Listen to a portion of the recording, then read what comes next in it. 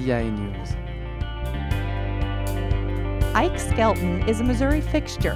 The Democrat has represented the 4th District in Washington since the late 70s, but as commentator Jason Rosenbaum tells us, he's facing some tough competition in his bid to maintain his seat.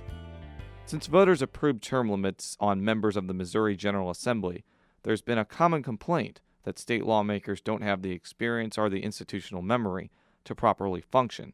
That's not the case in the U.S. Congress, a place where being around for a long time can be beneficial. No Missouri congressman knows this adage better than Skelton. Skelton has been attached to the hip to military issues for some time, taking an active role in the House Armed Services Committee.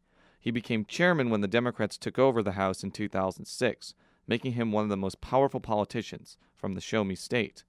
Skelton has proven adept at prevailing without trouble in an unquestionably Republican congressional district, and for the most part, Missouri Republicans have declined to put up credible challengers. But as the GOP hopes to prevent itself from being down in the electoral hole, the National Party placed Skelton in the crosshairs for the next electoral cycle. Already, 3 Republicans have stepped up to face Skelton next year. Former State Representative Vicky Hartzler and State Senator Bill Stouffer could be formidable, especially if national Republicans pour significant funding into the contest. In many respects, Republicans such as Stouffer are attempting to use Skelton's experience against him. When asked whether it would be a bad move to boot off a congressman with seniority and a prominent chairmanship, Stouffer responded, "At what cost?"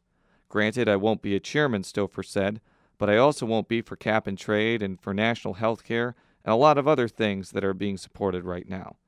Besides the increasingly trendy change versus experience meme, the battle for the 4th also features some battle-tested motifs.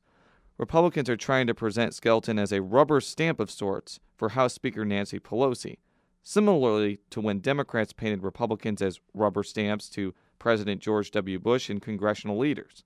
Republicans are also attempting to parlay a potentially favorable political environment into victories against unlikely targets. The thing is, those strategies failed to work in prior congressional races for Democrats. Democrats had no such luck upending Republican congressmen by pointing to their support of Bush or the Republican Congress, and Democrats totally failed at unseating U.S. Representative Sam Graves with a well-funded and well-known opponent in a decidedly anti-GOP year. While Skelton's Republican-leaning district does present opportunities for candidates, it's not going to be an easy battle. Republicans will have to convince voters of the sprawling district to get rid of one of the only congressmen they've ever known.